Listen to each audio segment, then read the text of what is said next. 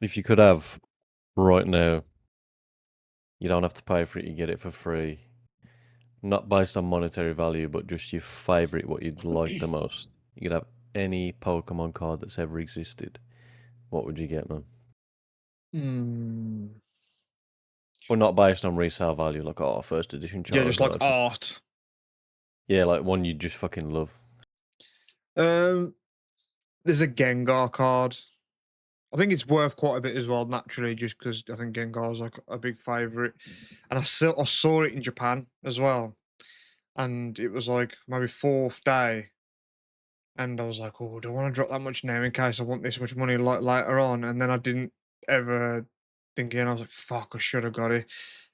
So maybe that, but that obviously has monetary value. But it's just more about the art. If you would have asked me a while ago, I would have said like the base set Charizard, just because it's the creme de la creme money wise, but it's also like nostalgia hit.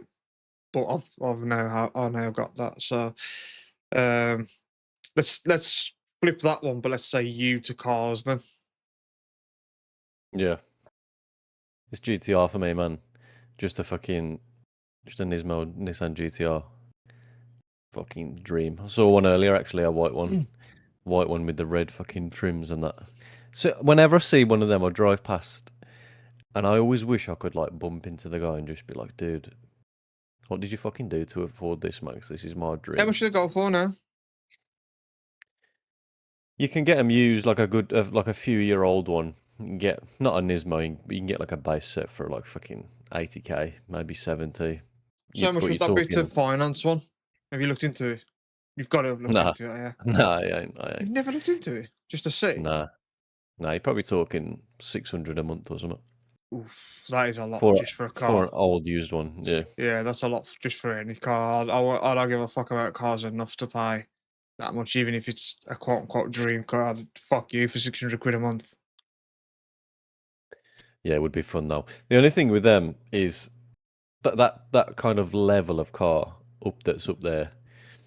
Even if you could afford to finance one out or just buy one, save up or whatever, it's the fucking it's the maintenance costs, man. If you want new suspension for one of them, you're probably looking 4k. Just tires is gonna run you fucking probably a grand, and then if anything goes wrong with the end, like a service, getting it booked in for a service might cost you a fucking grand. You know what I mean? Yeah, You that's just too much.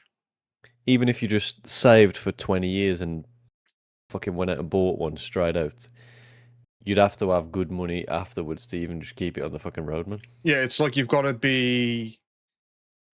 It ain't just be able to save to afford one. You've got to be like be able to well afford one. It's kind of Yeah, like I don't know why politics are made like this, but it's kind of like if you want a certain salary bracket, like 40 grand, it's like eventually there comes a point where you're like 40 grand, okay, then whatever it is that you start getting to the next tax bracket, maybe even it is 40 grand or maybe 50. It's almost better to just be on like 38 than it would be to be on yeah, like 54 because of the way the tax functions. So you have to be like well above a certain bracket to then to be able to like maintain it. So I feel like it would be that with cars. And I've seen it. I've seen like you know the thing we used to do that BTOB or whatever it's called, like the I've seen like yeah, stories of there where people have got like obviously brand new Land Rovers and new cars and that, and it's like, man, it cost me like 7 grand just to get the windshield replaced and shit like that. It's like, oh man, like on the parts are so expensive. It's like it's all good having the money, but the insurance is crazy for one. And then obviously like I saw someone saying that he was quite a famous person and he had like a Lamborghini, and the way that they sort of do things like Lamborghini Ferrari, like the supercars, is you go back to like Lamborghini to like have maintenance, that type of stuff done.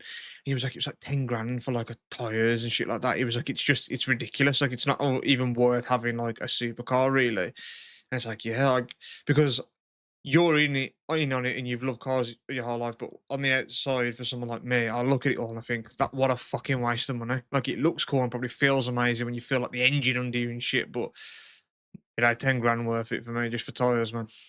yeah. That's the thing. When obviously, if you go into Lamborghini, they're placing you in a certain bracket in their mind, and it's kind of the same. So I had that Skyline before, and you kind of get placed into a bracket there, like, oh, you could probably afford this. You know what I mean? Like you're here in that car asking for some work done. So yeah, like this will be a grand, and then we can do that for like 600 extra on top, and you're secretly there like fucking cringing because I just saved up for it. You know what I mean? I Yeah, you're weren't. sweating. Yeah, I'm like, but I'm just like going, yeah, yeah, man, we can fucking, yeah, yeah, I'll let you know. I'll give You, you a call later. what I also think is a rip off when you see those celebrities or even just people where they're going to like a nice restaurant and they get like a 3 grand bill at the end of it. I just think, fuck you. I'd literally rather just go to Five Guys. Like, I even almost tell the place, the establishment, fuck you. Almost at Miller and Carter. It's nice, but it's almost like, it ain't that nice. You know what I mean? Like, I'm up for paying out the pocket for better prepared food and nicer quality and stuff. Like you go on Mackey's, you pay £2 for a burger, compared to say a burger at Miller and Carter. There's a clear difference in terms of how it's organic, it's nicer, it's proper meat. So you do pay for the better quality of stuff, but I feel like it comes to a cut off where you're just paying out the arse, but really their like profit margins are like spiking because really like you're paying 80 quid for a meal, but it probably cost them 20 to sort of do it really and get the shit in. So it's like, I almost think fuck you with food that way, especially all that salt based shit when they have gold sprinkled on stuff. Fuck you, man. So Yeah, yeah. pretentious. Probably Costa as well, man. You're looking 4 quid, man, for a coffee. If you got some special shit in it, come on, man. A little grind of beans probably cost him like 12p or something, man. Again, someone that doesn't drink coffee, when I see those things, when there's like a venti from Starbucks, it was like 7 quid. I was like, who's doing that, man? 7 quid. There used to be a girl that I worked with, and she used to go Starbucks every single morning, get like a big coffee. And I just asked her once, I was like, man, how much is that costing you per month? And she was like, I don't want to think about it, but I probably could have got a car. And I Oh was god. like, man, so much money for nothing. Like, don't get me wrong, we all spend our money stupidly. It could all be put towards better stuff. But when you're on the outside of it that don't drink coffee or, ain't into really expensive food and stuff, I just look at it and think, idiots. Just fucking idiots. Yeah, I think if you're doing well and you're paying all your bills and you're putting away some in savings Yeah. and you've got some spare, go and fucking spend it on something. But if you ain't in that position and you're kind of fucking paycheck to paycheck anyway, but you're doing 40 quid a month on coffees, that's when it's time to fucking check what you're doing and Yeah, we start was on kind a of. 0 hour contract to fucking Sports Direct, man. She weren't balling. You know what I mean? She was probably doing that instead of getting a life together, which, it was early 20s. It's what you fucking do, really. No one. If you got one of if you Go got on. one of them every day and saved them up, she still wouldn't have enough to fill one of the fucking mugs there. Nah, of course not. Yeah, those mugs are crazy. I've got one of those because I bought some shoes recently, and I said to Stacey, I was like, "There you go. There's for tea." And she was like, "Oh, they're just ugly and they're a bit cringy." And let me tell you, that she fucking uses it now. She's like, "Oh, loads of tea in this." I was like, "You judged On it, the mug. man. Yeah, you judged it, but you fucking love sipping your tea out of it, don't you, man? You fucking Yeah, I usually bathe in fucking bathe my kid in mine, man. it. Just wash him instead of the sink, stick him in the mug." Yeah. Still has to wear fucking armbands. Yeah, they are ridiculously big. Yeah. Yeah, I think as well with consumerism and fucking just prices of shit. I think everything just slowly creeps up, but it just becomes the new normal. Like now we're paying fucking just 1,200 quid for iPhones. But when they just slowly creep up, creep up, creep up until it's quite normal. It's like I don't know if you've ever done this, but when I've been looking for a car or I want to fucking buy a new gadget or something, before you start looking, you kind of think in your head, yeah, I probably want to spend like about a grand on this. I'd be happy to spend a grand or like two Yeah, grand or whatever. And then you start looking and you think, oh, all the decent ones are like 12, 1,300. So you like your baseline figure kind of creeps up to like, I got to spend about 12, 13 then really. yeah. So, and then your new baseline becomes 13. So 1,500 becomes a bit, oh, that's only a little jump. It's like really, but you fucking come from a grand. And then before you know it, you're at like, you're thinking, oh, I could probably spend about 2 grand on one of these. Like, creep up, man. It's annoying. Yeah, the justification of it in your head as well. Like, yeah, but like last month I'd already spent that much, so I could spend an extra. You know what I mean? You do it in your head. Oh, I'm not really that daft with money. Like obviously throughout my life, there's probably better things I've got to put towards bettering myself. Like I don't drive, I've got a car, even though I'm on the roll with that shit at the minute. But like, there's definitely things that I could have just put it towards better use of my life and just didn't. But who's perfect that way? You know what I mean? I don't know anyone. Man, obviously, you obviously hang around with it. Stuff like people that are similar to you circle wise. Um, yeah, I don't know anyone that's really not necessarily smart with money, but that's like, oh, I've just been paid fucking 2 grand from work as a bonus. Oh yeah, let me put that into my fucking stock IRA. And no one's doing that shit. You know what I mean? They're like, oh, what can I buy with that? Like everyone Nah, does that shit. I think they are. We just don't know them Yeah, because they're that's what I'm above us. saying. Yeah, because we don't run in those circles. So, but no one that I know is really that smart. I think a lot of people would probably think that I was probably smart with my money. And I am, but it's just a fear of not having it, really. It's not because I'm like, oh, I want this, or I want to keep this, so I can have this in the future.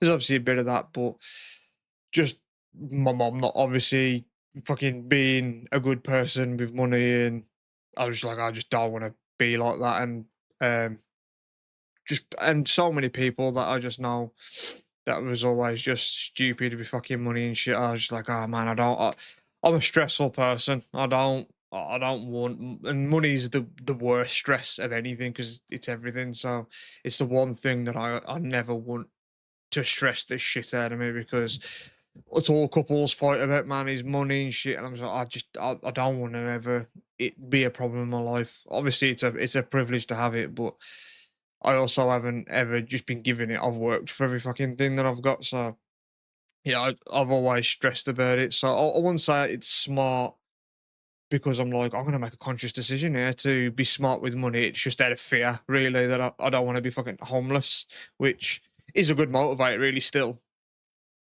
It's when you're doing well for a while and you start chucking money about, and then you find yourself in a rut with fuck all, and you think, man, I just chucked that about. I'd love to have that now. A couple of years Yeah. ago, I fucking like when I had my car repainted, full respray. I was doing well, and he priced me at 1800, and he's a mate of mine. So I just said to him, look, man, I'm gonna just round it to 2 grand, like get yourself a drink and that, like on me. And he was like, oh, I fucking appreciate that and everything, but that was just like a 200 quid tip essentially. And then when you skin, you think, oh god, I gave that away. You know Yeah, what I mean? I said to our friend Steph because he's out of a job at the moment, and I can't remember what the example was, but he was talking about that he was paying like this or he bought that, and I went, man, now you're not in a job. Did you think about that and thought, fuck me, what I'd do for that money now? And he was like, yeah, man, it is when you ain't got the money, you think, fuck, man, like I just dropped like 2 G's on that, and if I only had that money now, but fuck it, you did it at the time, you don't know, did you? So yeah, I don't fucking know. Money is. I wish I didn't. Not that I care about it, to be fair, because I don't. Obviously, everyone wants to do well, and you want to hit certain figures because you want to live in a certain lifestyle, and you're like, I know I need to sort of be bringing in about this much to achieve that. But yeah, I don't say that it's not really the motivator for me. Like I've been going on a lot of job interviews recently, and a couple different job interviewers have said like, "Oh, so your motivation's not money?" Then in the back of my head, I'm like, "It is," but I don't think it is. I think it is just for an easier life. Like if I didn't have to work at all, I fucking wouldn't. Um, but it is just like an easier day to day, like something that's tolerable that I can just get on with, kind of stress free. And if it's paid enough where my responsibilities aren't jumped up with the pay, then I think there's a perfect fine line for me. But I genuinely don't think I'm too motivated by money, to be honest, which I think's a good thing. I just like to be in a, I, you know, everybody wants as much as they can have just to fucking be Yeah, secure and comfortable. But I just like to be in a place where I've got a few set aside, just enough to be in a position where you just think, I'm going to get myself this treat, and you don't even have to think, like, can I afford that by the end of the month, or, yeah, will I have enough fucking put aside? I just think I'm going to get that for 800. Don't even have to think about it. You know what I mean? That's a nice position to strive to, and then just have a bit of an emergency fund as well for anything that goes wrong. Fucking boiler breaks, washing machine, whatever. It's just there to pick from. That's yeah. how you should set yourself up. It is. I don't know. Obviously, I always keep sort of a figure in savings that I make sure I don't go under, just just in case. But I rent currently, so I don't have the issues of like, oh, in case the oven breaks over, because I just text my landlord and he foots the bill. But obviously, in a couple of years, I hope to buy my own place. So those are things that I will have to keep in mind. But it's like you said a couple of weeks ago when you came to mine and you was like, yeah, your garden looks better. I was like, yeah, I've been doing it. And you was like, oh, I didn't even think about that. Those are going to be responsibilities I have when I have a home, like, because you don't even Yeah. think about it. But things like that do start creeping in when you actually have a house instead of like an apartment. You're like, fuck, I got to do this. Like, oh man, I can't be Yeah. arsed with that, but I've got to maintain this and that. Even just putting your bins out, it's effort. It's Yeah. just like, fuck, I've got to do that. Yeah, well, obviously I own my apartment now, but it was a new build. We've been here 7 years. And it was brand new, so it's needed nothing. But Yeah. we just went again because I've bought my house now, and we just went a couple of days ago to view it again, just to show the in-laws around and stuff. And we was walking around, and Amy's dad's like a bit of a DIYer, and we was walking around, and he was going, "Yeah, them two roof tiles on the end probably might need sorting." He was like, "You want to get that satellite dish down?" And he was like, "Oh, your top guttering looks blocked. That soffit's looking a bit fucking mouldy and that." And he was going, "Yeah, these windows like," and I was walking around thinking, "Shit, this is all mine. Man, I gotta pay for all this. Like, this is all individual shit. I gotta get fixed myself because I own this." Yeah, it is true, but that's part of the beauty of having a house. Like, there's also those are, I guess, technically cons, but there's pros to me that outweigh that. You know what I mean? Yeah, because on the flip side, I've been planning doing my driveway and stuff, and I'm just gonna fucking rent a jackhammer and just blitz it Just up, get and me then the around. back, yeah, start punching the floor. But yeah, I'm just gonna get a jackhammer and rip the fucking drive up, and then the back garden I can shape it and do whatever I want. Like extend the garage if I want to, change the fences, fucking knock a wall through if I want to. You know what I mean? No asking anybody. Just day one, I can start fucking But the ripping stuff amount up. that you have to pay for sort of maintenance around your sort of apartment, like out the fucking arse that you're paying equivalently per year, you're probably spending less on just fixing your house up than you would be paying for that anyway. So it's money you'd be spending regardless. It's just actually going into maintaining your property properly. Yeah, yeah. I was reading the fees out the other day, man. I got a list of the fees that they're charging us to, Ridiculous.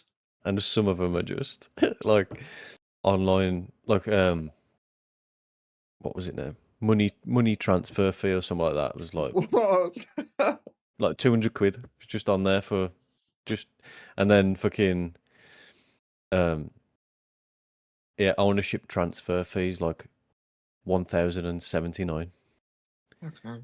Just to fucking say they don't own it anymore. This guy does. It's 1,100 quid. How do they come up with the figures, man? How do they just math it up?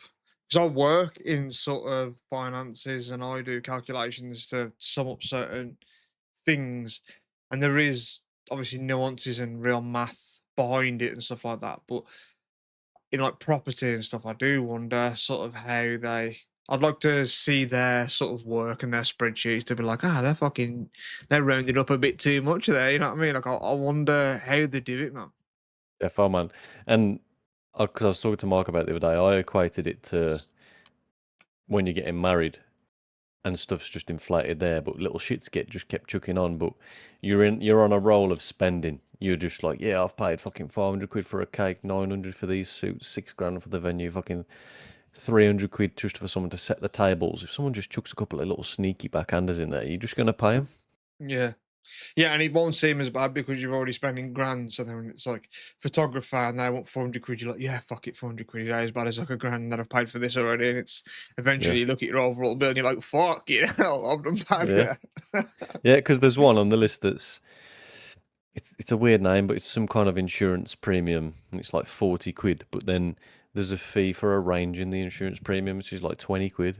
Like Mm, just a little. Why is that in the premium? Why is that chucked on for someone to do? yeah, it is. It's all a fucking scam.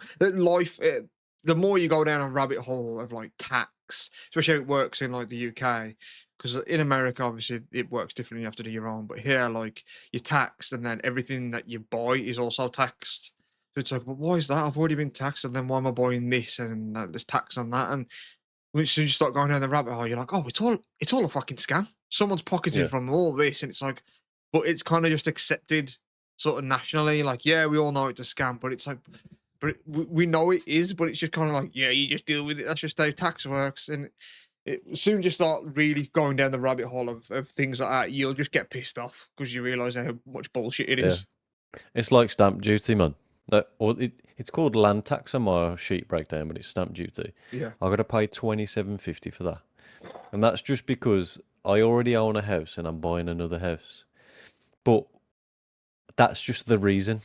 But you know what I mean? But Yeah. why do I have to pay nearly 3 grand? Oh, because you already own a house and you're gonna buy another one. Yeah, but why? What does that mean? Why do you have to Yeah. pay it? Oh, that's just the reason you have to pay it. Like, yeah, bro, for what? Yeah. It's all crazy. What I also think is a bit of a scam is digital video game pricing being the same amount as physical copies. I don't think that should be allowed because there's not any product really coming to me. It's a license that I don't technically own for one. And then they don't have to be, there ain't shipping or delivery fees. Yeah, because they made that game once, ain't they? Yeah, I can't trade it in, so it keeps zero value because I haven't. We was talking about it with friends the other day, and the last physical purchase of a game that I made was The Witcher 3, which was a long time ago. That's the last physical copy of a game. I've had a PS5 a couple of months after release. That was the digital one. So like, I don't wanna own games really, and but they're the same price, and I just think like, but why? Like it holds no value. Like if anything, I do think that the stores, in terms of like the PlayStation Store or Steam, that you should be able to just swap the key in towards something and not the price of a full game and trade that in so you can't use it anymore. Like I do think there should be some form of trading system with your games. But I don't know. I feel like that's a scam as well, to be fair. But I'm gonna keep doing it. Yeah, yeah. I think that I went digital towards the end of PS4, so I ain't bought a physical game for years. But I just think they've looked and thought, it's all moving towards digital. We can't knock the price down now because we'll have to keep it down forever. And then one day it's going to be completely digital. No one's ever going to buy a disc again. Like, we don't want to have to wait till then to put the price up, or will we even be allowed to, sort of thing. The Witcher 3 came out May 19th, 2015. So 11 years ago is when I last bought a physical disc copy of anything. And to be fair, like in the fucking PS2 and PS3 days, we played enough games that after a couple of years, you could go down fucking CEX and get like 60 quid back for a few games. You know what I mean? It was nice. Yeah, that's what I'm saying. So like the fact that they're the same price is backwards because there's no like trading value to sort of appreciate your game back. And it would that's a scam also. I don't know how we got onto fucking these scams, but that's a scam when you go into like CEX or even Game and you got a brand new game that came out like a week ago. You paid £60 for it at the time. You go in to sell it, they're like, yeah, we'll give you 25 quid for that. You're like, what? And then they'll sell it again for like 50. It is such a clear scam at those places as well. And I think that's what put me off going to like physical games. So I'll still go in them. Like even though I know I'm not gonna go in there and buy anything, like I will still go on a game and that because Mm, it's just nice to be like, oh, this is what's about. And I mm. kind of wish I could support local game systems and that because they're going all out. Especially like what's the one in America? Is GameStop. Yeah. Yeah, like they're closing businesses left, right, and center because of digital gaming and stuff.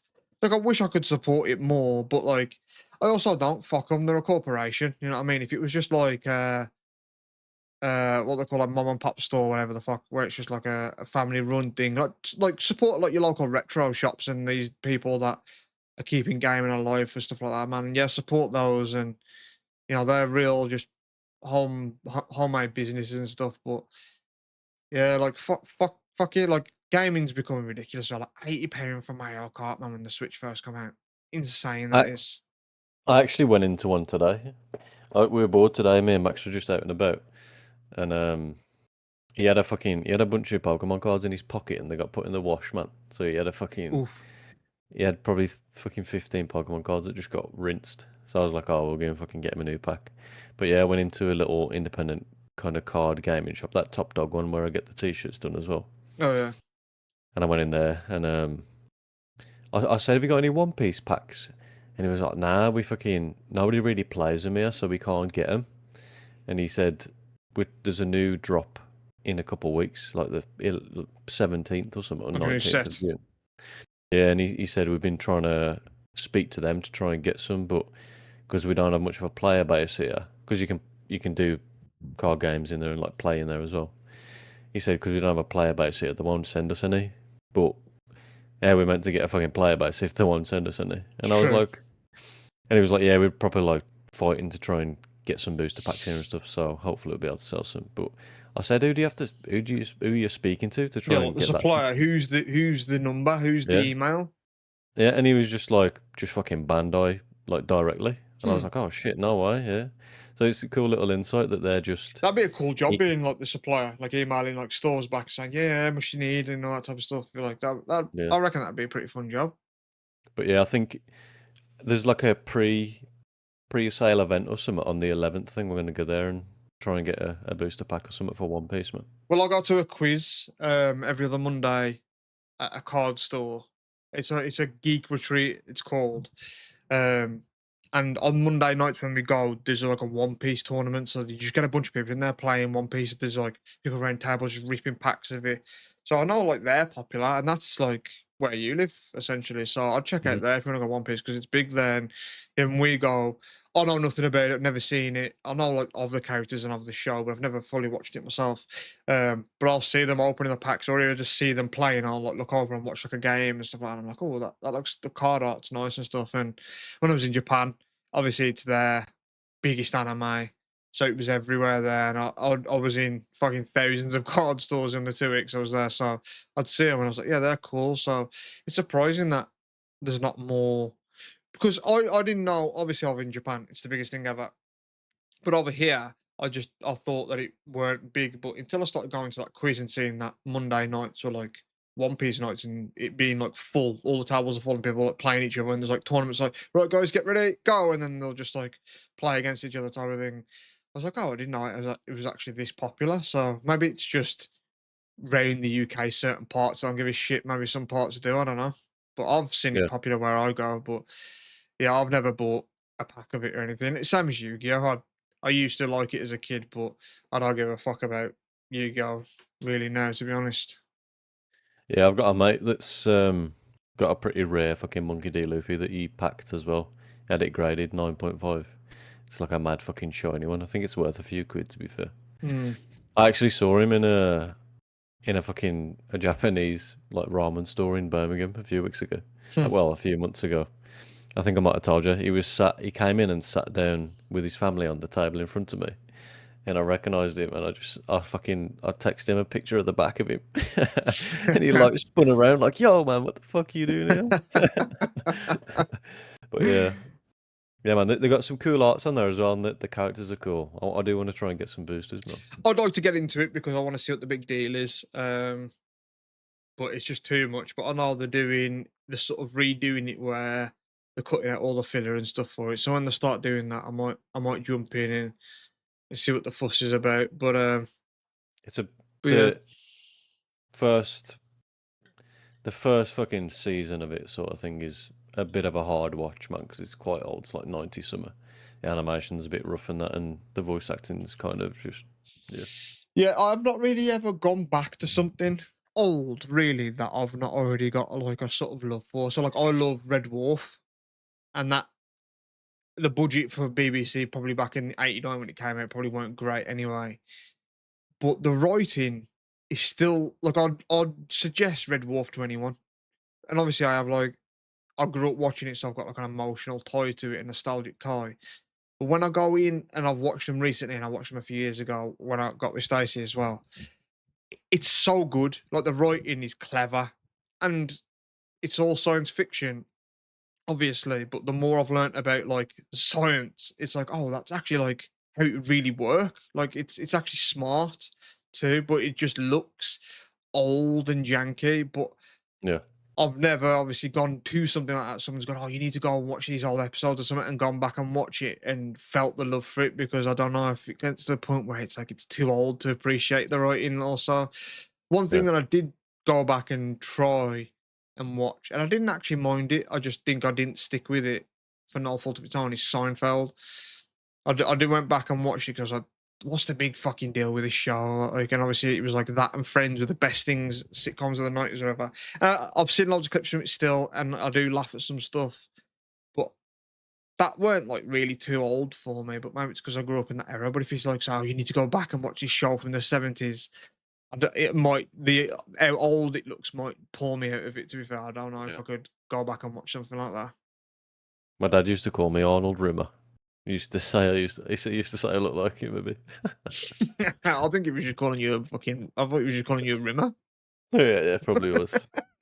Yeah, But yeah, I know what you I love mean. Red Dwarf. It's so fucking good, man. The writing is it's so funny still to this day. It's genius. It's genius writing. Yeah, it is a good show. And there are certain shows that you can't tell if you still like them or you just like them because you used to fucking love them back then. Yeah. I can't think of any examples of that for me personally though. Yeah, just where you're watching it thinking, man, I used to fucking love this, but it's kind of shit now. There's got to be But examples, but I can't think of any. But there's definitely times where that's the case. But I will go back and watch shows throughout the year. Like I have a thing like Big Bang Theory is usually one in there where that'll come on once at one point in the year. Brooklyn Nine Nine will also make an appearance. The Office, the American Office, that's so good. That'll come in. Scrubs. So like I think those are like great shows. So I never look back and think of them and go like, like I used to love this, but I don't know why I did. So I don't know. Maybe it's happened where they don't get watched anymore per year type of thing. But I can't think of yeah, any examples of that. But I've definitely had that. yeah, Big Bang is classic, obviously. I can always watch that, but I am finding it harder to. There ain't really been a good one for a few years, to be honest, other than like Sitcom. Brooklyn. Yeah, but I'm finding it harder to sit and watch stuff like that now. I'm getting more conditioned to. You like Shit's Creek, though, do you? Yeah, I do. Yeah, I do watch that with my tea, but I'm kind of getting conditioned to wanting constant shit going on. You know what I mean? Like, because there's so many fucking good shows, like Fallout and fucking um Shogun, that kind like stuff like that, where it's just constant fucking action and storyline. Sitcoms feel a little dry at the minute for me. This you just reminded me that we can get on this topic now, and this surprised me the other day because we were talking about Big Bang Theory, and I saw an interview with the guy that plays Howard, and they were talking about like young Sheldon, and they said that Jim Parsons, now who played Sheldon, instead of saying, "Oh," kids come up to him instead of being like, "Oh, you're Sheldon Cooper," they come up to him and say, "Oh, you're the narrator of Young Sheldon." That's gone the other way, and they're Yeah, like, "It's crazy to imagine it and think about it that way." Um, and then I saw this the other day, and I thought it would be kind of higher, but like Variety, like the sort of magazine or website article thing, mm, they put up the top 100 broadcasts slash cable slash streaming shows of 2025 to 26 by total viewers, and there's a lot on here that I've heard of maybe, but I'm like, man, like I don't. So where do you think the boys came in the top 100 of streaming in the past? Like obviously, yeah, obviously the final happened this year. So where do you think the boys fell in the list out of I'd 100? want to, I'd want to say like fifth. So it's 23rd with 9.9 million views. People watching. So this is it. So this is what blew my mind because like, man, people really give a shit. What beat Okay. it, one above it at 22, is Georgie and Mandy's first marriage, which is the spin-off from Young Yeah, Sheldon. spin off. Yeah, Yeah. So that got the exact same amount of views as the give boys. give me give me give me fucking from five down to one in ascending. Okay, so I'll give you I'll give you this is in the top 15. Let's try and get this. Where do you think Fallout came? It's in the top 15. It is. Damn, I loved it to be fair, and I mean last season of the boys I didn't enjoy, but I do love Fallout. I've watched it a couple of times. Uh, don't know, man. 10th. Oh, close. 11th. So from fifth on, it's a show on Paramount Plus called Landman. Never heard of it. Landman. Landman, 19.8 million viewers, which is mental. Number Fuck. 4 is Sean Combs' The Reckoning about Diddy, the Netflix documentary, Yeah, 20.6 million. that makes sense. Something on CBS and Paramount Plus, which I've never heard of as well, called Marshalls, 20.7 million. I've heard Show, I've heard a new I've heard a new term that's going around. Instead of no cap, it's no diddy no. oh man, that was like months ago when it first started kicking off. Yeah, no, did he? It's Yeah, like I'm no old. Yeah, hot. It's I'm like old. Yeah. yeah. A show on Netflix called His and Hers is number 2 at 25.6 million. Again, never Is heard of this it. is this per month? So this is like Peak. per yeah, I think yeah, viewers, total viewers. His and hers. And number 1, which isn't really surprising when you think about it, is Netflix. Stranger Things, 32.9 million. Obviously, that ended this year as well. But yeah, number 6, Bridgerton, which I've heard of. Um, and then yeah, like there's just some on Do here a that I've never heard of, man. do a control F and find Last of Us. I'll just scroll down because I'm just seeing where other stuff came. But I'm at 30 at the moment, on here. But like stuff like CIA, FBI, Law and Order, these are like consistently in there, man, with like Mm. tens of millions of views. Scrubs, the Fallout new did well. season. Fallout did do well. Welcome to Derry, which I loved about Pennywise and HBO. Mm. That came 43. Oh, man, that should be higher because I thought that was absolutely fucking tremendous. That Euphoria, that's a huge show. I thought that would have been higher. That's at number 53 with 7.6 million views, which that's still a fucking lot of people watching per episode. But yeah, like fuck me, there's Mate, we're at fucking 98, are we? yeah, especially in Kenya. I don't see it on here. Last of Us is not Look on at here. him. Yeah, that's fucking insane. Invincibles is on there. Invincible, that's 83. But like that's beaten to me by Love on the Spectrum US. Like to me, that don't it So does we are on there. yeah. Yeah, it's crazy. Like, stuff like Dancing with the Stars, that's like up there and stuff like that. NCIS, like that's high up. It's like, man, like people just it's crazy in the top 10 how many shows I've just not heard of, especially even the top 5. And it's just these are getting views. So it's like, is there amazing TV out there that I'm just not watching? Or Mm. people just especially on like Paramount Plus. Like on Netflix, obviously be a lot of them on Netflix on there because I think they're in like 150 countries or something stupid. But Paramount Plus stuff like that, I just think like, man, that I don't know. I don't know. I always think stuff like Paramount Plus and stuff. I think that's probably not going to be around for too long because how many people? I've had it. I'll go on there and watch South Parks and stuff like, or I'll get a subscription for the new season of stuff. But I just think after that, it's like, oh, it's fuck all on here. You just scroll anything. It's all shit on here. Especially when it's add-ons to other fucking subscription services already.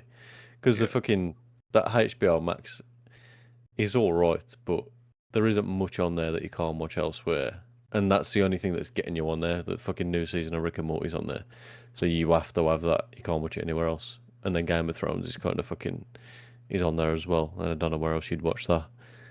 But yeah, it's annoying because you've already got Netflix. You can watch fucking 8 seasons of Rick and Morty on there, but then the new ones on HBO, and it's coming out weekly too. So you just if there's fucking 20 episodes, like you're fucking expecting me to have that for 20 weeks. Yeah, it's fucking it's insane. I thought the boys would have been much higher than that. Um, yeah, I don't get how. I don't know. Like I know one of them that's in like the top 10. I've heard of like the Pit. Like I've heard of these shows and I've seen posters for them, but I don't know anyone that like, talks about them either. So like, you think it's popular?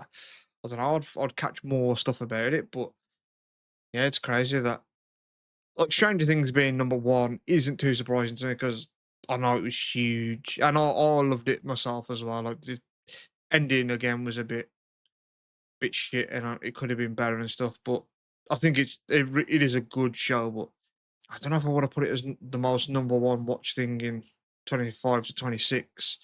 But What do you think? Why do you think shows just struggle to end, man? it's hard to.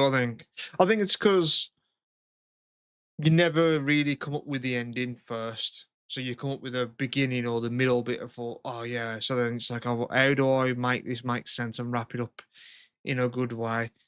Um, yeah, and I also think people, whether it be writers, movie directors, who it might be, I think they're afraid of taking a risk sometimes and play it a bit too safe. I think, like obviously with the boys, a lot of people wanted to see Homelander win and just fuck a lot of stuff up, and it could go that way. But I think they might be a bit too scared to really lean into that. You know what I mean? And I think you need to take a risk sometimes and just think fuck it, because that's the vision I see rather than what the people are going to say about it. I'm just going to write the ending I want rather than try and be skewed by, you know, what the reviews say. But also, I also think that it's it's like I said to you before about video games. It's mainstream. There's a lot of money involved in it, so you have to sort of get a lot of input from investors, stakeholders, whatever, because they've put money into it and they want to see something sort of out of it, or they get their 2 cents, and you got to kind of listen because it's like, oh, I don't really own this company type of thing. I think it's a bunch of other stuff, but I think books end them better than TV shows and movies. So it might be something to do with what I just said. How directors or maybe Netflix have too much of an input over the directive thing, and the director's like, "Oh, my arm's twisted. I've got to kind of end it how they want to end it in a way." Um, but yeah, it is weird that even great shows like The Boys, like at the end, like my brother Toffer texted me earlier, and he finally watched it. He texted me, he was like, "I enjoyed it more than I thought I would." And it kind of seems 50-50. I think people like it, and some people are like, "Ah, I wish it was a bit better." But it is weird how like greats, like even Game of Thrones can sort of end quote unquote badly. That's why Breaking Bad is one of the best shows of all time, and because it even ends like great. It ends the way the show should end, really. Yeah, that's a fitting ending. I just like to be ended with I just like holy fuck moments, man. I don't like the generic arc of like, happy ending. This was predictable. Fucking, I like to be just fucking gobsmacked at the end of stuff. You know what I mean? I like to be Yeah. shocked, man. Yeah, I think video game endings do a better job at ending stuff than most TV shows and movies, to be fair. I don't know if you'd agree with that yourself, but Yeah, I've had proper fucking physical, emotional responses from the end of games, man, or just moments in games. Especially this fucking God of War Ragnarok. Like I was fully teared up, man, at the end of that. yeah, it's great. And even like Ghost of Tsushima, moments in that where you're Yeah, like, damn, like yeah. it. So I think video games have a good job of ending their stories and their narratives. But yeah, it is a tough thing. I do wonder why. I wonder what the main reason is. And but try and do it yourself. Like I'm not a creative person or writer, but if I came up with a genius idea and think, fuck, how am I going to end this? And it'd be justified. I think it's probably just really difficult to write an ending that's faithful rather than writing just cool stories in the middle part where you can do exciting and fun stuff. It's like, well, how do I wrap this up in a fair, fun way? So yeah, I don't know. I think it's probably just really difficult to do so. Also, Yeah, but it always seems fumbled, man. It always seems rushed, and you think, "Fuck, this has been flawless for 5 seasons. What's happened?" yeah, I don't know. I don't know. It is an interesting sort of trope or phenomenon, whatever you want to call it. But yeah, most shows that you love usually don't know when to end or they end badly, and it's a shame, really. It's kind of expected though, isn't it? Because it's that common at the moment that you're like, oh, it's probably going to end a bit fucking shit. Of course, all's a weird ending. It's a really intense show, that is, but the ending's very slow and Hmm. just. But it's not a bad ending. It's just a calm ending. So fucking, it's kind of hectic through the whole show, but then the last 3 episodes just wrap it up neatly and calmly, and you. But it kind of gears you up to think, fucking hell, the last 3, like these are going to be insane. But it's just like, brum, brum, brum, like just put a bow on it and that's it. But it kind of leaves a taste in your mouth because you obviously want it to end on a bang, but you kind of forget the rest of the show was fucking awesome because you're just like, oh, this is a bit slow at the end, but I still did fucking love it. You know what I mean? What ending has hurt you the most? Where you thought, fuck, this is shit. Well, Last of Us ain't ended yet, but that second season, the It's way that rough. stopped, yeah, I think I said it last week, but I literally fucking ranted for about an hour to Amy. Like I was just sitting there frustrated, and I'd try and move past it, and I'd just be like, but fucking hell, like this and this, and Yeah, I've but not yeah, I've not seen it, but I refuse to play the second game because of it. yeah, the boys definitely pissed me off. Game of Thrones, I didn't mind too much. There was a few inconsistencies where you just thought, mate, he would never do that. I've been watching him for fucking 7 seasons. He wouldn't just do that for no reason. And Yeah. you know, this is rushed and the camera work here and there. But what's yours? Ain't Dexter meant to be a bit shit? That was gonna be mine. Yeah, Dexter was a bad one. They've brought that back, and that's meant to be amazing now. So I think they've kind of rectified themselves a little bit with that. I was gutted with that though. I thought that fell flat quite tremendously, and that's a great show, Dexter. But I've not watched the newer stuff, which eventually I will probably get to. How I Met Your Mother was quite shit too. I really liked that show when it was out. I used to watch it weekly and stuff like that.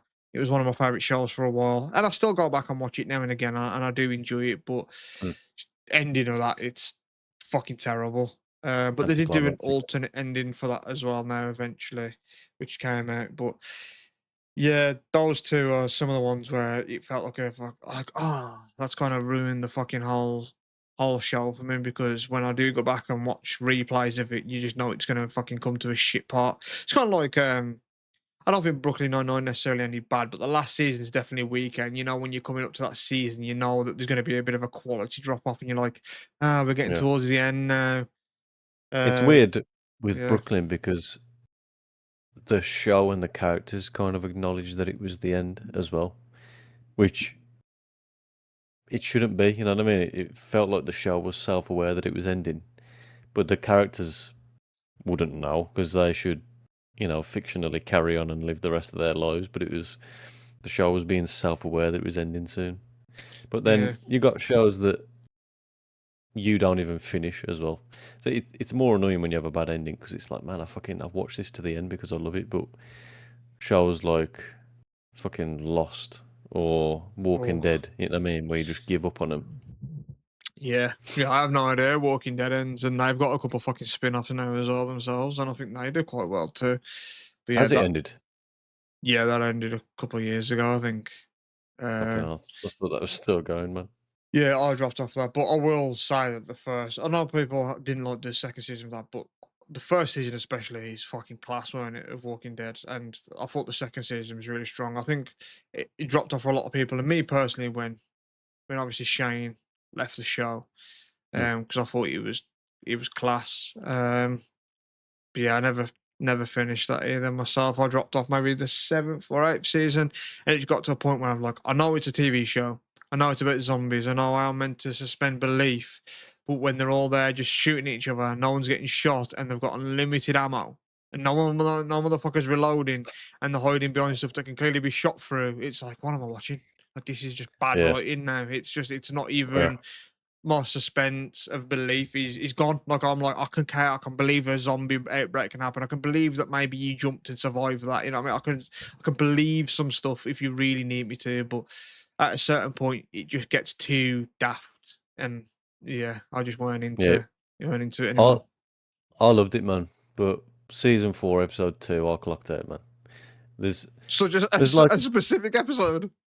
yeah, because I remember it being right at the start of the season, Okay. and I stuck out the first one, and then I gave the second one a go. I was like, nah, fuck this, because the first 3 are pretty Is that the good, but prison? then Is it the prison season that? nah, I don't know. I thought I watched the prison. I thought 3 was the prison, but there's just silly things happening. Like there's a building. It's like this little brick hut, and there's a helicopter on the roof, and then 2 or 3 zombies get on the roof, and the roof like caves in. Like you're telling me that roof's been there for fucking how long with a helicopter on it, and then 3 fucking 50-kilogram zombies, malnourished fucking zombies with no bones or anything, just can put the roof through.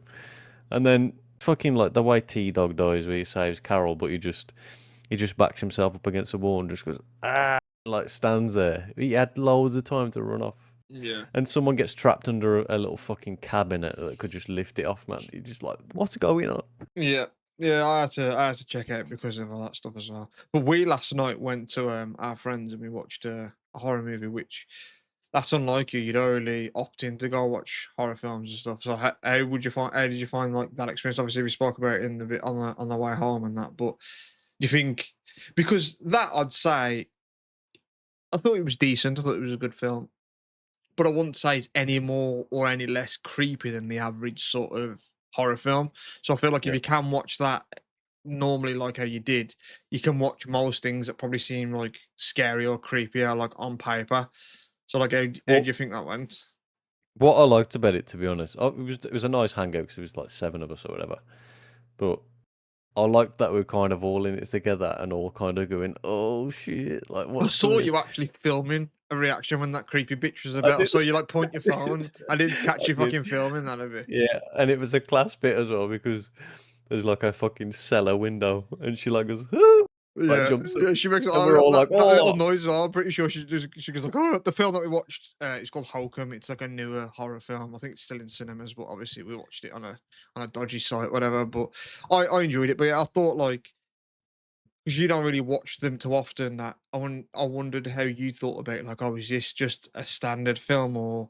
But that is typically what they are. Like, they don't really get any more spooky. There's some that are more catered towards like jump scaring, which I don't think that did too much. There was a couple in there, it but was fairly calm, wasn't it?" Apart from, but I just don't like them when it's just constant screaming and like screeching and fucking it just noise. You know what I mean? It just fucking gets to you, man. But all I of them. liked that. I liked being in it together. Is like we're all creeped out. You know what I mean? That's why I like going to cinema to do it. And obviously, Kyron's there, and he's a little fucking bitch. I don't know if you saw, but afterwards, I needed to go for like a piss when the movie finished, and I I was did waiting it. for him, and he turned round, and then as he turned back round to speak to me, I was looking at his face, and he went, "Bah!" like scared of that, and he Yeah, fucking jumped. yeah. He fucking pulled his fist back there. And so I love going to cinema with him because I like seeing his reaction. Like he's such a jumpy and scared person. It was funny actually because Summit like went dum in the film and through the sound bar, and he like looked in the other room. He like went, Apparently, when they went because they stayed to watch another horror movie, which was apparently like scarier than the one that we watched. And because his like other house that was there had like blue motion sensors, apparently Steph kept saying, "There's blue lights that coming on over in that other house," and he was like, "Don't fucking tell me that, man." And apparently he made people stay there while you're locked up before he wouldn't be left there on his own. And yeah, because I went outside and then went to like the pool house or whatever to have a piss, I said to him, I was like, "Would you have done that then if you was that scared?" He was like, "No." He was like, "I desperately needed a pee," but I was like, "Wait until I got home to do it," like in his own parents' house, sort of thing. So, yeah, apparently he was like proper shook even last night. But yeah, I like going to cinema with him because when there's a tense moment, so it's gonna pop up and people are kind of watching through the fingers because the camera's slowly panning into like a dark room. I'll just grab his leg and he'll just go, yeah, ah! Like he'll make like a loud like noise like in the cinema and it makes me fucking laugh out loud, man. yeah. It's fairly predictable, is it, when something's gonna pop up, or the camera angles, or the intensity of the fucking music, or the sound effects, or whatever. But I For the think most part, yeah. I think anticipating it when it pops up, it kind of confirms your anticipation, so you can jump more sometimes. Like I fucking knew it was coming. Yeah, I'm not a jumpy person. I think a lot of it is because it is kind of choreographed where you're like, yep, the way the camera angle looks, you're gonna see something in the background. Like if it's like a weird shot, and it's like, oh, something's gonna pop up there. And I'm usually right, but it's very rare that even when it does pop up and I'm not kind of expecting it, that I'll jump. So films that get me to sort of like I still don't really jump when they get me, but it just makes my heart go like, "Ugh," like drop a little bit. I like it. But it don't happen often because they are typically predictable. But I do give props to ones that do get me from time to time. Yeah, and especially if they set up um one that you would anticipate, but then they don't do it. Like that bitch being in the chair with the bunny ears. We all were like, yeah, she's going to be gone in a minute, or like she's going to move. and she just never did. It kind of adds to like the, but is she gonna like you Yeah, fucking yeah, that's definitely yeah, true. Yeah, you can like be like, surely that's gonna happen when it dies. Like, why, man? Why is it? Why is that the focal point there? Though yeah. something keeps being shown. Yeah, I didn't think it was a bad movie. I remember I said to you because, like I said, you don't come to them. I said, so now you've seen that. Would you go to the cinema to watch that? He said, in hindsight, now I know what it is. I would have been fine in the cinema, but would never go and sit in the seat because I don't know what I'm gonna be seeing, like what to expect. And I thought that was kind of funny because you could be like, yeah, I could have seen that in the cinema, but you would never have sat down to watch that in the cinema Yeah, before knowing what it was. yeah, I wouldn't go in blind. Those are the best though, because they show a lot of the jump scary and the best moments like in the trailer, and you're like, oh, I know this. I saw this in the trailer. So typically with like horror stuff, I do go in blind because I think a lot of the best moments are ruined by the trailers, unfortunately. So for the most part, I do prefer to go in blind. Makes it more fun. Yeah. Yeah, it's kinda like watching a fucking YouTube in a roller coaster before you go on it. Yeah, but when we got back, I watched that Summer Game Fest. That was all right. You're speaking briefly before we pressed record, but you said that you weren't really too impressed by anything that you saw on there. Nah, I got the feeling it was a smaller event, so they didn't have as much given to them exclusively to showcase. But I just yeah, I didn't see anything I liked on there really. I turned it off to be honest. Went to sleep. Well, I saw that they're remaking Resident Evil Code Veronica X, which I was a massive fucking fan of. One of my favorite games growing up. There was a couple of things in there, and you know what? There's someone, I don't know, you'll agree with me, that loves like Japan and the Japanese aesthetic. I'm bored of every game being a fucking Japanesey looking game, man. It is getting a bit like, okay, man, how many times you're gonna Oh, draw from this fucking well? yeah, I've said it. I know. It's just It's every too game's much. got If on you there. do it well, I'm in because it ticks my boxes and that. But every game doesn't have to be fucking, Japanese or Chinese mythological shit. Um, but it ended, and I'm currently like fucking not very well, and I was feeling a bit shit when I was in bed last night, and I was like lying in bed and watching it on my TV on YouTube, and then I was kind of anticipating it a little bit because it was heavily rumored, but like the Final Fantasy VII Part 3 was the last thing that was announced. Mm. And he says, like Jeff Keighley said, oh yeah, like this next one, the final one, I don't really know how to sort of prepare you for it, but let me just tell you, it's the final battle. And I like sat up and went, holy fuck. And then it started like, it just went boom, went to like the screen, and then I just started hearing the music, and I was like, holy fuck, holy fuck. And this third part, which is the final part, is such big anticipation if you've ever played the original Final Fantasy VII game, because it's like, how they're gonna bring this to modern day era, because there's a lot of mad shit that happens on the PS1. It's like, how are they gonna do that in the type of style and game that there is? And they showed off a lot of that stuff, and I was like, holy fuck, that looks amazing. Like it looks like it's ticking all the boxes.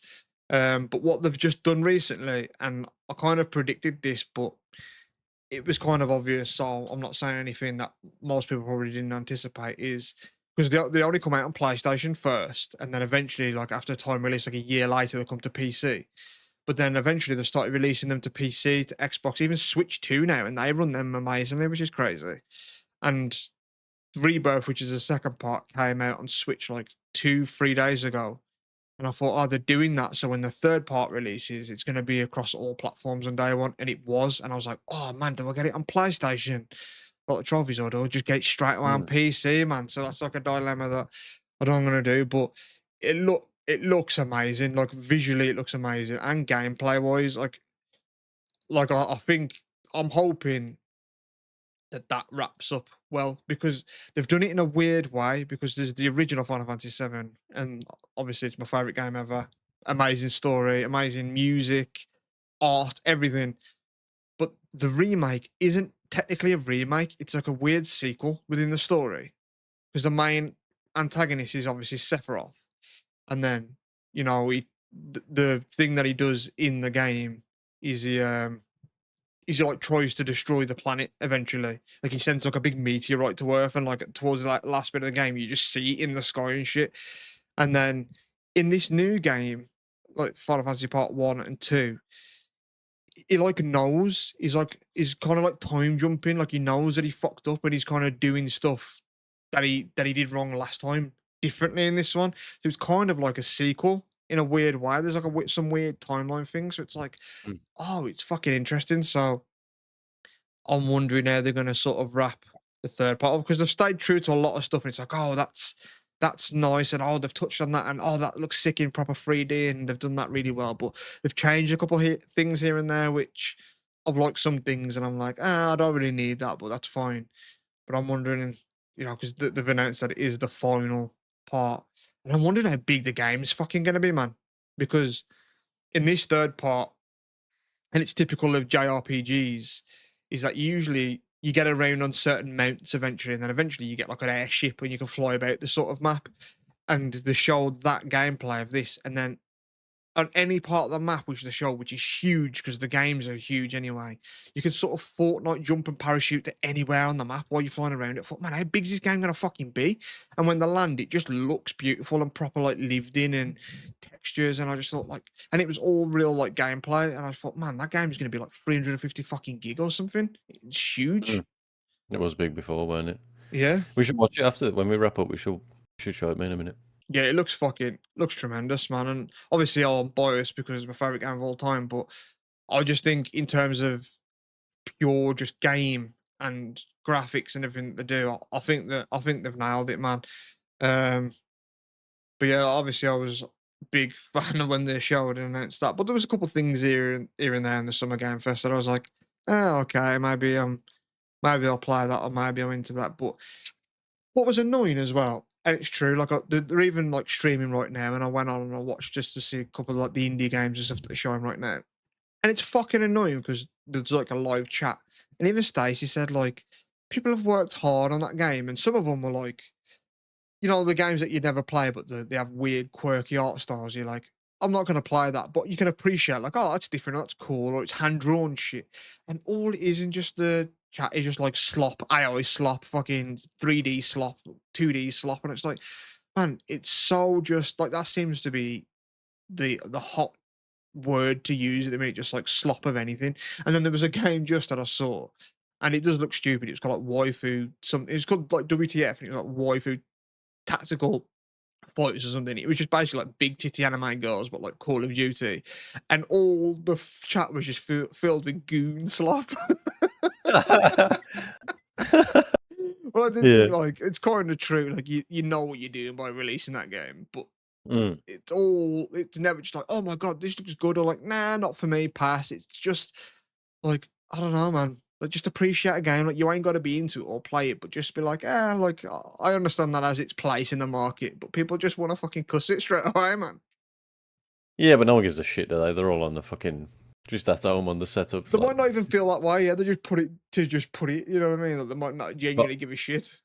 I know what you're saying though, because some of the developers presenting on stage were like fucking shaking, man. I saw that one guy whose mic was like wobbling. Yeah, I can't remember what game that was, and I saw the comments, but people was saying that, but I wondered if he was just nervous or if he has like a condition or something, or maybe he used to be a fucking alcoholic or something. I don't know. Yeah, But I yeah, think I it might did have see been that. Guild Wars 3, maybe. Yeah, that's it. That was a big one. I've never played Guild Wars, but I It like the looks right. idea of it. So yeah, maybe I'll jump into maybe Guild Wars 3. But there was definitely big announcements. It's just whether you like I saw that people were annoyed that they ended with Final Fantasy 7 because not a lot of people obviously also don't give a shit about it. But for me, I loved it. But people were like, "Oh, you ended with that." But what I do Surprising that want is, weren't in the PlayStation show the other day. I thought it was going to be. I knew they would get something soon with it, an announcement, because it's around the time. But yeah, I am surprised that the PlayStation One didn't show anything of it. But I guess because they announced it on it's releasing on all platforms, even Switch Yeah, Two, which again, how's the Switch Two going to run it? But it runs the other ones amazingly as well. So yeah, to the Switch Two. That's also a year old, I think, yesterday already, which is mental. and we've both Um, got two in our houses. we do talking of fucking wasting money earlier in the episode. Yeah, yeah. But Let's yeah, uh, let's wrap up with our top 3 games of all time. in any particular order though. It's got to be 1, 2, 3. Yeah, Oh fuck. it's hard to do, Okay, man. you I go know. first. You go first.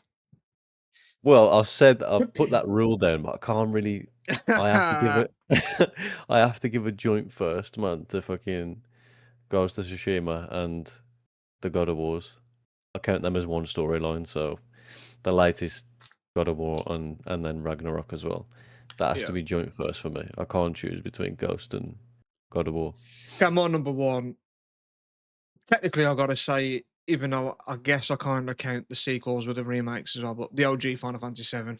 That's my favorite game of all time. And like movies, I have a joint top one with like Matrix and Terminator 2. Like I can't choose one better than the other. Like on any other day, one beats the other. But with Yeah. video games, it's bar none. Final Fantasy VII. Like I've never, Mm. there's never a game that I've played. Even when you look at it, such shit little graphics, and it's bad. Like there's not been a game that's like got an emotion sort of feeling out of me that that game does and still does. Mm. Like I don't know what it is. It just speaks to me. But Final Fantasy VII is my top game of all time, easily.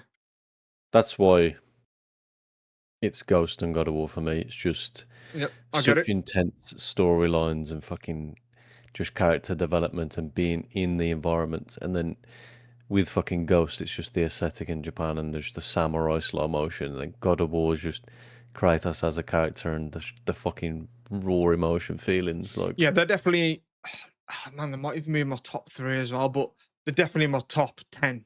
So I'm right yeah, there with you on them. Like I felt the exact same fucking ways about them. I've platinumed all of them as well on PlayStation. So yeah, yeah. I'm right there with you on them. Number After 2, after joint mm, them two, number two is Wukong for me, man. yeah, I liked Wukong too as well. Don't, maybe top 15. Don't know if it'd be top 10. I don't think what number 2 is. I think in terms of story, I don't think it was mind blowing, but in terms of like, wow, this is where we're at now with these games. It touches on nostalgia, things I love. The stories are actually good, but Can I not guess like go on. Spider-Man? Spider-Man PS4 and PS5 games, yeah, love Yeah, those. Those are amazing. No pun intended. Um, just yeah, I've seen that. You know, like people go on GTA and drive around. It's like a stress-free thing. I've seen that people's versions of that is going on Spider-Man and just swinging around for hours. And I can see it. I've never done it myself, but I'll be like, it's the type of game where you can do that. So yeah. I think there might be number 2 for me, maybe. Yeah. Yeah, Wukong for me was just I love the character. I love that it was a like a mischievous kind of like a little bastard that's just fucking on a warpath to get vengeance against everyone. And he's a monkey god, but he's fucking expelled from the god's realm. And it's got real lore behind it. It's a real story that's just been Yeah. gamified. It's what Goku And is based off. yeah, I know, yeah. And the challenge of it as well. Just getting fucking pissed off. I never really played Souls likes, which is it's kind of Souls likey, but it was Yeah. so difficult and just had me fucking on the verge of crying like multiple times. It's a But big learning just curve in it at times. yeah, just persevering and making it through, and then Yeah, when you fight yeah, that fucking tiger, he's a prick, man. And you're like, yeah, fucking little cunt. yeah. But the visuals as well, and all the characters, just it's Yeah, the fucking cool. cutscenes were class. Yeah, I agree. Wukong was a great game. Looking forward to the sequel Yeah, now. Number I'm gonna 3, put I'm gonna put Breath of the Wild at number and three, I man. had a feeling you was going to put Breath of the Wild. I think for Yeah, me, it might be Kingdom Hearts 2 mm, again, but Metroid. Yeah, I feel like it's Final Fantasy, which is in it, and it's also Disney, and it's like the music is amazing. The characters, obviously, it's Final Fantasy and Disney, so and just the gameplay and everything. Like, I think Kingdom Hearts is a great franchise. If you've never played it, man, I recommend playing Kingdom Hearts games. They're fucking so good. If you like Disney, if you like Final Fantasy, if you like both, they're the perfect games. yeah. They are a cool game just for the characters and the story and Yeah, everything. it's like, oh man, these characters are together. Like it's cool to just see, and the music and the gameplay itself, like it's really good. So I'm gonna say Kingdom Hearts 2 is up there Yeah, for me. Breath of the Wild for me, it's I always liked the idea of Zelda games, but never got into them too much. I bet And Tears of then the Kingdom. It's not as good as the first one, you don't think? I think weapons and physics and obviously graphics and stuff like that's better, but I think they went a bit too far with the abilities and the building with the fans and the fucking like the hovercraft shit, and it just became a chore to build that kind of stuff. But Yeah. the Breath of the Wild with the stasis and the freezing and the bombs and that, like that was easy to use, but sometimes with tears, It's a it bit was just a clunky, bit innit? off. Yeah, like fuck's sake, I gotta build all this now to just get up there. Yeah, But first one, yeah, it kind of introduced me to a Zelda game, and then it was also just so open. Like, do it in whatever order you want. If you got the balls, you can go and get to Ganon right now. But to just wander around, man, in a big open world, grassy, deserty fucking place and just do it at your own pace. It's a chilled fucking adventure game. yeah, Liked it, yeah. man. I'd say what's different. What's cool as well is that they were both kind of different. Honorable mention for you, I'd say, is San Andreas for you as well. That was a big. That was your number one game for a while before the modern stuff started coming out, weren't it? I was gonna say to you, if you'd asked me fucking 6, 7 years ago, I might have said like San Andreas, Gran Turismo, like, but that was always a nostalgic. Just I love this when I was a kid. So, but there's been that many fucking Titan games, just AAA bangers that have come out. You can't deny them. And Yeah. San Andreas is there on a nostalgic one, but realistically, fucking storyline, graphics, physics, fucking it's clunky and crap, really. But it's got a place in your heart, and it. For Final Fantasy Seven's mine that come out in fucking '96 or whatever. But that's the thing, like games have come out obviously since then that I've liked and loved. Some of them that we've mentioned, but it's still just number one for me, man. Because I still think to this day, regardless of the graphics, you go on and play it, you'll fall in love with it. It's an amazing world, story, characters, and the way they had to do it. It's weird how they do it in the remake now because if you look at just the first game, it is literally just like a little chibi fucking. There's Yeah, not even a facial expression. Some of them they just have eyes. They don't even have a nose or a mouth. But the writing and the music, it makes you feel exactly what you're meant to feel with the charm of it because they can't show the expression or the emotion that it gets you to get there in other ways of the game. And I think that's part of its charm. Like even with bad graphics, which at the time was amazing graphics because the cutscenes are amazing even to this day. Especially you look at it, and you think that's PS1. That looks like it should be PS2. So like, it's ahead of its time back then. But yeah, I just think it's still number one even after all these years because even just an old game like that can still get you to feel the way that game makes you feel. I just think it's the fucking best, man. It's the best game of all time, in my opinion. But I love all the other ones you mentioned. Like I love Resident Evils. Some of them would probably be in my top 10. Devil May Cry's, fucking love those as well. They're up there for me. The Mortal Kombat games and franchise, fucking love those. Um, but yeah, Final Fantasy VII's always number one for me, man. yeah. It's gonna be fun to show my son in a few years when he's conditioned to certain graphics, and I'll be like, "Yo, look at this! I used to play." I know this is going back to what like we said about fucking like old TV shows. Just like I wonder if you're looking at me like, so where's the 3D? You know what I mean? Yeah, yeah, yeah, Yeah, yeah, yeah. Let's yeah. wrap it up there then. Sweet up, peace. Peace.